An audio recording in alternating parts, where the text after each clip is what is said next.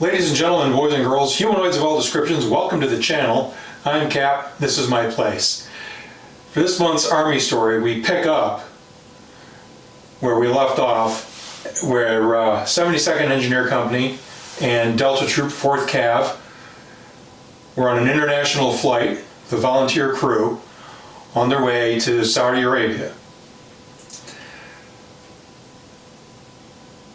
This video will go live for you on the 5th of June, 2024, the day before the 80th anniversary of D-Day.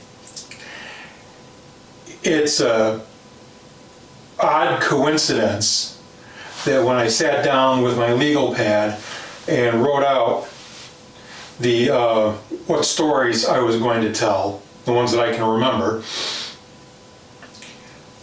that the camera and the computer and all that arrived in such a time frame that the story goes live the day before the 80th anniversary of D-Day.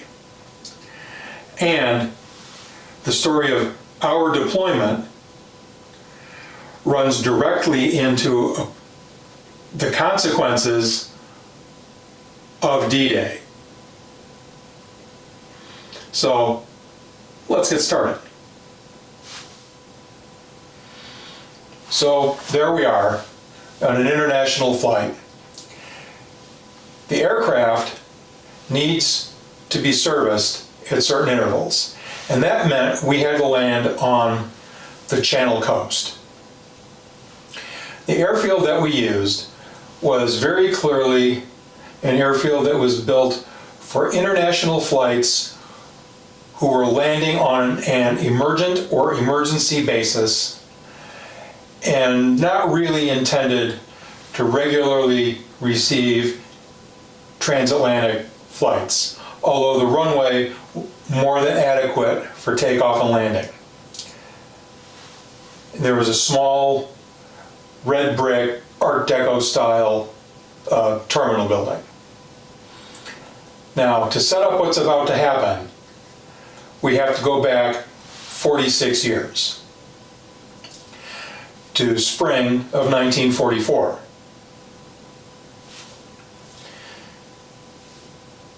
On the west side of the English Channel in southern England, the Western Allies build their strength, their numbers, their supplies, and do training.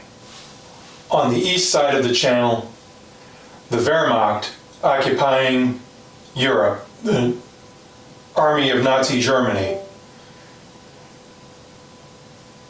builds the Atlantic Wall and violently deports undesirables to concentration camps for their efficient murder.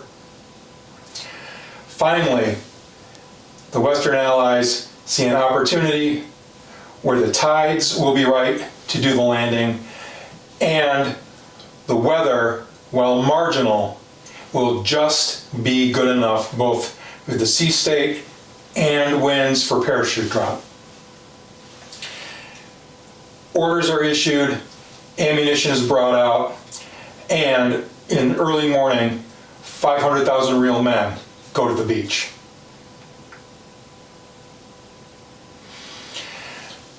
Behind, well inland, paratroopers are dropped, and the drop is a mess because of the wind, because of anti-aircraft fire, because young inexperienced pilots are scared, and they're dropped all over the place. Finally, as dawn breaks, thousands of poor French families on their family farms decide that they have to exit their fruit cellars where they've been hiding from naval gunfire, aerial bombardment, and small arms fire, because animals have to be taken care of. It's at that point when these thousands of French families get up and encounter American paratroopers. And thousands of poor children who have never received a taste of chocolate in their entire lives received their first taste of chocolate from the hand of an American paratrooper. Well, what's that got to do with our deployment to Saudi Arabia? Well, that small auxiliary airfield with its small terminal building had a rooftop observation deck, perhaps a restaurant. And that deck was filled to or perhaps past capacity. Well, who was up there? It was those same French farm kids from 46 years earlier waiting to watch us get off that airplane. There was a customs area cleared, secure, downstairs for us with restroom facilities. And in a time when you could go and get a full-size can of pop out of a vending machine in the States for 75 cents, there was a girl in the snack bar trying to rip us off for a 1/3 size can of pop for $7. We hung out while the aircraft was serviced. There was a farmer in the center median harvesting a crop between the runway and the parking ramp. As we stood there watching all that, two guys on Harley Davidsons, all decked out in leather, rode down the road in between us and the aircraft. No security whatsoever. Finally, we get back on the airplane, we take off, and in the early morning hours again, we land in Saudi Arabia. It's at this point that we're informed that the officers, who are the only ones who have any ammunition, had been trying to come up with a plan in case we had to fight our way off the aircraft. With a total of about 500 of us on the airplane, only the officers allegedly had any ammunition, and I'm not so sure they actually did have any. They opened the door, and at something like 1 or 2 o'clock in the morning, it was 97 degrees. We were each given a gallon of water. We stood around on the tarmac drinking water at the Air Force Base, waiting for buses. There are no latrine facilities. Finally, the buses show up where we are bused to the port city of Dammam, Saudi Arabia. And these are transit buses. They're not over-the-road coaches. There is, again, no bathroom on this bus. And guys' bladders are full because they drank their water. And guys are peeing on their hands, trying to pee back into the bottle that they were drinking out of, and chucking the bottles out the window because there was nothing you could do. And guys were kneeling on the floor, peeing on their hands. It was a mess. Finally, we get to the port, and our equipment is still on its way. We're camped out on what's a land reclamation project. It's going to be a customs clearance area for large equipment for the oil fields and for their factory farming areas. We have a circus tent for our company.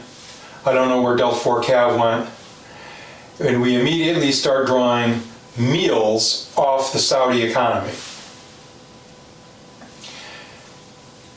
There's a shower area set up. There are latrines, there are porta pots scattered around.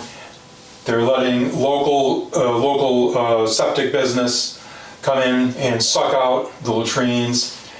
And we stay here for about a week. After the first couple of days in the circus tent with no walls on it, we finally have enough actual army tent and we move into an Army tent. Sometime the next day, we hear a commotion in our tent. One of the things the Army does when you're getting ready to deploy someplace is they tell you stories.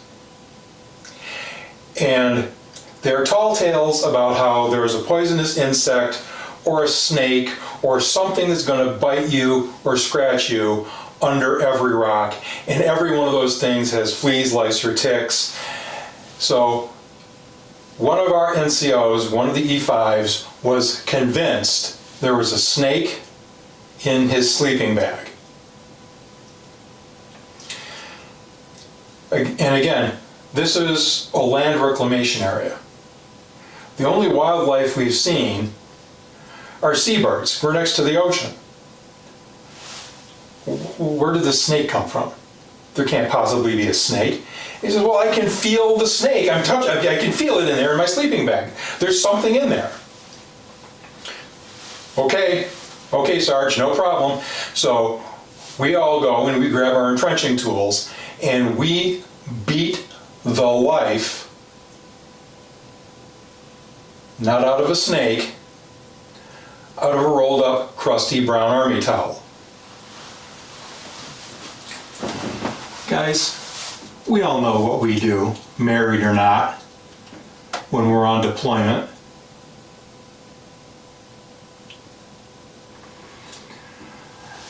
Next month, we'll be back with another Army story, new videos every Wednesday.